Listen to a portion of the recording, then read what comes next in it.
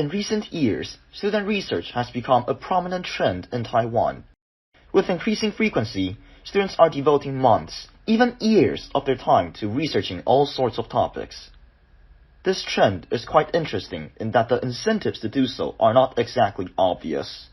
Using research as an extracurricular activity does not always help with domestic university applications, and while science fairs and exhibitions do hold great allure, participants only account for a tiny fraction of the student research community. By far, the majority of student researchers do their work tirelessly and quietly in the background. So why has this come to be? To find out, I set out to find some answers. A tiny research project in behavioral sciences of my own, if you will. I am currently walking down the campus grounds of National Taiwan University, or NTU for short. Aside from being one of the most esteemed institutions in the country, it also boasts an extremely high research output. Beyond catering to the needs of undergrad and graduate students, it also allows high school students with the opportunity to study alongside top professors in the country. One such student has agreed to divulge some information about research life behind the scenes. So, here I am with Eva. She's been doing research at National Taiwan University for 2 years, right? 2 years so far. So, it's pretty impressive. Eva, can you please tell us, what do you do with your research? In our project, we hope we can design and build an ultra-narrow line with external cavity dilator and hope it can be useful in some basic atomic experience like laser cooling. That's really impressive. Can you tell us, who do you work with? Like maybe who's on your team? Do you have a mentor, a professor, or? I have a teammate who is my classmate and a mentor who is called Ming Shen Zhang in Academia Sinica. How's your work though? Like maybe does your mentor give you like just general guidelines, or does he like handhold you all the way? Or? He will like just give us some tasks, like he will throw some series paper to us and tell us to design a laser size. So we just study up all these papers and find a way, try our best to design a laser, even though it may be some mistakes in it. And so after we accomplish that, we can show it to our mentor, and he will give us some advice, and we just modify it and something like that. Yeah. So basically, there's a lot of creative input for you. So, tell us, what was your motivation for joining a project like this? At first, it was a schoolwork because I'm in a mathematics and science physics class at school, and every member in this class need to do something like that. But after about 2 months, and you will find it is not just for the schoolwork. It's like something you want to do, and you will be more and more interested in it. What do you hope to gain from this experience? Like, what have you gotten so far, and how do you hope to expand upon this? At first, I hope I can get something like the ability of designing experiments or solve the problems, and of course the knowledge of optics. And so far, I've gained most of it, and some unexpected ability like operating a software, something like SolidWorks or AutoCAD like that. I hope I can just dip in it more and found more basic things in it, like quantum or something. Yeah, more knowledge. That's very interesting and very impressive. Like you said, you want to further yourself in the future through this experience. So what do you think fuels your devotion? I mean, like say another student who's merely just interested in these things and wants to further him or herself could probably, I don't know, look up some texts, like you said, look up other people's thesis, or maybe experiment around. But what made you choose something so long term? Well, like I said, first it's just schoolwork for me, and I'm totally not interested in it. But after about a few times, then you will find that you're not just for schoolwork. It's like something you want to accomplish, and you just want to do these things well. Like if you just not finish it, you will find that it's a pity. So you want to see that come in fruition. Yeah, like that. So down and down the rabbit hole you go. That's it's kind of touching, like, to see this process go from I need to do this to I want to do this. Like, so basically, I guess you could say you kind of see this project as something like a commitment. In and of itself, it's commitment. Wow. So, what do you think students that are interested should do? Like, if a student is interested in research or stuff like this, what can they do to participate? I think they should have a target first. Yeah, like I want to do what kind of research or in what field or something like that, and then you can find some related professors on the website of Academia Sinica or like National Taiwan University, and then you can email them, like me at first. And some of the professors will respond to you and ask you to meet with them. And you just go, and some kind professors will probably invite you to be a student with them or something like that. Okay, so how accessible is this? Like say, I mean, you joined this initially through your gifted program. Like say maybe to a student who's not in the gifted program, how accessible are these opportunities? I think it's like everyone's opportunity to do that. Only if you notice that you have this opportunity and just grab it. So you gotta grab it yourself, basically. What do you think an interested student should do to prepare themselves for this? Like we now know that everybody has this opportunity. So what should they do to prepare to grasp this opportunity, or how they could prepare themselves for similar occasions? I think they can try to find out what one is really interested in and is truly interested in it. Like, you gotta find your devotion, like, be truly devoted. Yeah, and you need to find something that, like, some of the topic is like solving a problem, so you just need to find out what problems you want to solve. And so, just a couple last things. Is there anything you want to clarify, like maybe you want to share some words of motivation or clear up some misconceptions about student research? Is there anything at all that you want to share?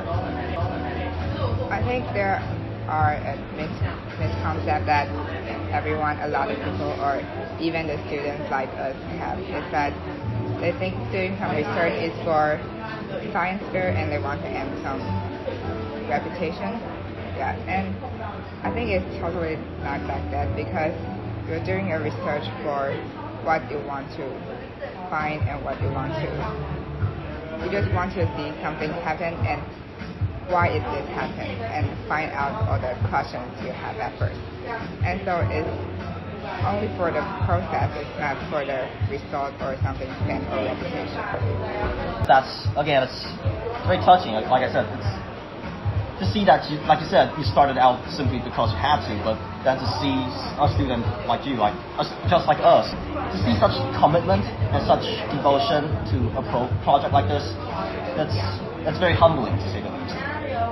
So this is Eva. She's a senior at Taipei First Girls, and thank her for her time here. Something rather impressive about Eva's research is that it is on display at Academia Sinica a while back. Academia Sinica is a bastion for student research in the country. Although it's typically shrouded in secrecy and confidentiality, once a year, it opens its gates to the public in an open house event, and the public can finally get a glimpse of the research that goes on behind the scenes. Eva, despite being just a high school student, was offered the opportunity to exhibit her laser research alongside the others. But Academia Sinica's connection to student research does not end there. It also fosters a select handful of promising high school students to experiment with state-of-the-art technologies and equipment. To find out what really goes on behind the scenes, I sought out Sharon, a high school junior who's currently enrolling in one such program. So, Sharon, please tell us, what do you do exactly? To put it simply, I'm looking into a method to cure prostate cancer by various herbal medicines. Herbal medicines. So, can you tell us, how do the herbal medicines help detect this cancer or something? We have to create a molecular markers for effective diagnosis, and we need new drugs for therapy. So, herbal medicine can be a good candidate for that. So, do you work with this like with a mentor, a team? Like, who are your teammates? I joined a project called High School Athlete Development Program, And so now I'm working at Academia Sinica. And so now I'm working at Academia Sinica and under the lead of Professor Xiao Peiwen. And after we entered in this program, we formed a group. And for the mentor part, the professor occasionally helps us, but for the most time we are led by our seniors, such like a research assistant, and they help us to move forward our targets. So you said this high school elite development program. Yes. How did you join this? This program is open to public. Every 10th grader can apply, and after you apply, you will be sent to have a exam, which is for science and math. And after that, they will choose a few applicants, and they will send you to have an interview with multiple professors. And after that, they will teach matching students, such like if you have a special trait they want, or you show your determination. Determination. Yeah. Say a student is very interested in this program. How could they prepare themselves? Okay, so to prepare for this one, to apply actually directly to learn more as more as you can, just to learn more on your own and in advance. And this same applies outside this program, because you need to know why and how behind the knowledge you have learned at school. And it will not only help you with your application, but also supplement your education. What is your motivation for joining? What do you hope to gain from this experience? So first, of course, I wish to see this project to fruition. But for the long run, I would just see maybe someday we can achieve a medical advancement. We can develop a proper medical for prostate cancer. And secondly, I wish to further myself to beyond what is taught to me at school. Because school alone cannot provide us about cutting-edge technology and equipment and even a hands-on experience. And finally, I think I could have to learn what is in the university in advance to see if this was really a path I want to go on in the future. That's really interesting. So basically, we don't get advanced placement courses at school, right? So public education, all that. So basically, what you're saying is you are using this as a path to prepare ahead, to go in advance of everyone else, to further yourself, basically. Yes. So why do you think you chose to do something long term instead of just doing experiments at home or something? I think doing a research was a long procedure. So maybe you do something short, you can only get a part of learning a part, but you are not going to learn a whole picture. That's why we are going to do such a complex one, but we can learn for sufficient skills we can use for a research in the future. What do you think you've taken away from this? Maybe something you've learned from this process? I have learned throughout this experience. I feel like I not only learn the valuable knowledge, but also the cooperation skills. Because this project is quite long and quite hard. So this is the cooperation skills is quite crucial here. So, is there anything you want to say to students out there? Maybe if you want to motivate them, or you want to give them some motivation or tips, or clear up some misconceptions about student research? Okay. Actually, after this experience, I found out that participating in research is something that is really worth to do. Because you, just as I said, it's not only a knowledge. You can learn a lot, and you can even see what's inside. The accidents in first and what is really research after end. And there's one thing I finally realized after I got into this project is that doing research, I first thought maybe something really cool, really easy, and is it not cool? Is it not cool? it's cool. It's cool, and it's easy, and you can invent something new every day, something like that. But after that, I find that you come up with an idea, and you have to do different areas very slowly, very slowly in a snail pace. So it's just like can be a tedious and boring job to do this, and this is something you never grasp until you find yourself in the lab. Despite this, would you say that research is still something that's really worth doing, and like it's very fulfilling? Would you say?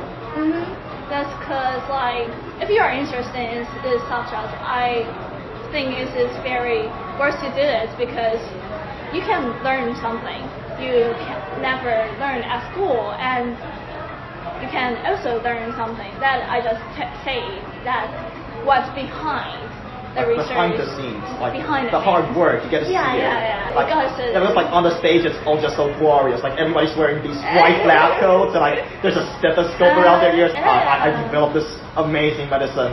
Like now you actually saw with your own eyes. Yes, like, it's like maybe that one pill took 10 years. No, honestly, I think that's about it. That's pretty much all the questions I have, and thank you for your time. Thank you.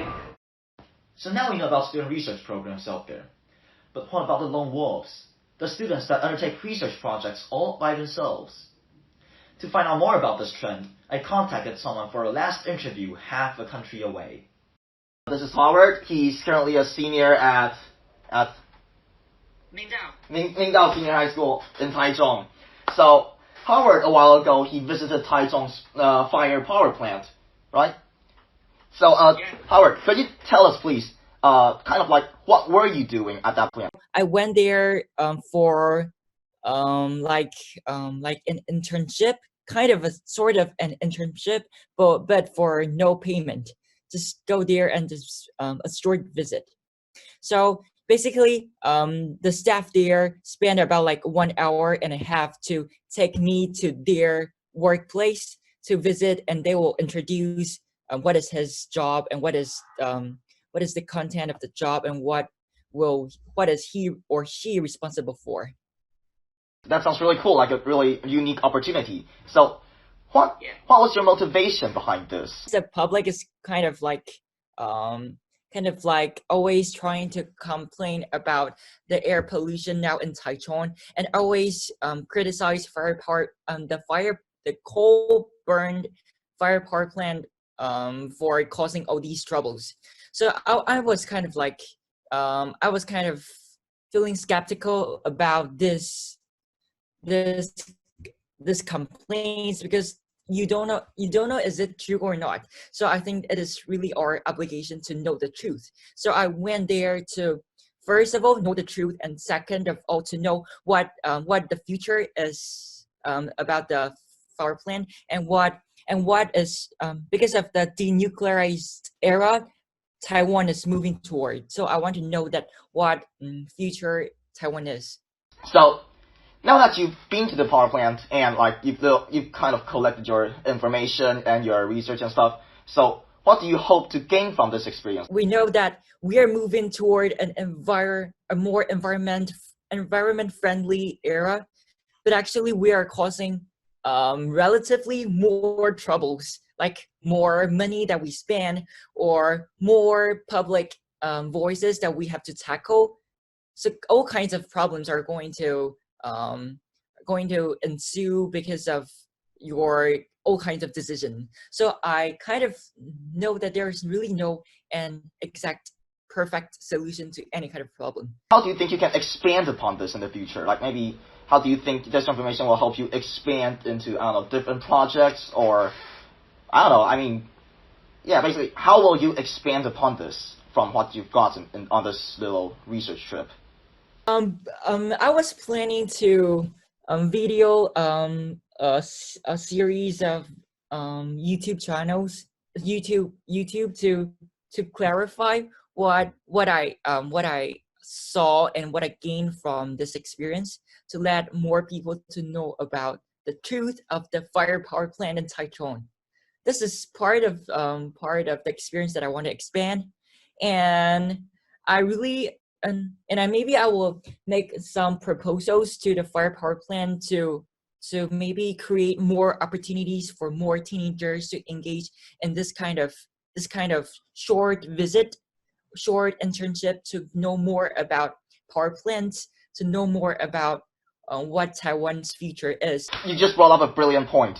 So like you said, you want to like petition to have more opportunities open up for teenagers to participate in similar activities. Exactly. So like this research trip, or say just student research, or these opportunities in general, how accessible do you think they are under the status quo? I think the problem now is that people don't know that there are opportunities there in the fire power plant. So I think it is really accessible for anyone to join just a short visit about fire power plant, just to get to know more about fire power plant. You just simply go into the fire power plant, and there's like someone will take you to their meeting place, and they will give you some videos and also a short introduction about the whole process of the fire power plant. This is one opportunity, and there are still lots of opportunities that you can apply for. It's wonderful. I mean, I can think of quite a few people who would be interested. So in case you guys didn't know, Harvard is actually a pretty diligent, I guess you could say, environmentalist. I'm not wrong, am I? I don't know. Yeah. So I think it's really good that these opportunities exist. So basically, what you're saying is, so long as an interested party is willing to take initiative, this opportunity is right there waiting for them to go and grab it. Right. Yeah. Thanks for your conclusion. Well, I think that kind of just about sums it up. Is there anything you'd like to share, like just in general, anything else you want to say? I think that it's really important for any kind of teenagers that if you think that a certain issue that you are not really certain about and you want to know more about your own country, your own city, just go and visit. Don't have any kind of hesitation. Just go and look for it, and you can gain a lot of experiences from it, and it will be really beneficial to your whole life, I think. This experience has been nothing short of enlightening, to say the least. On a deeper level, it is touching to see such passion, such devotion, and such curiosity among our generation. Who knows? This trend just might be here to stay.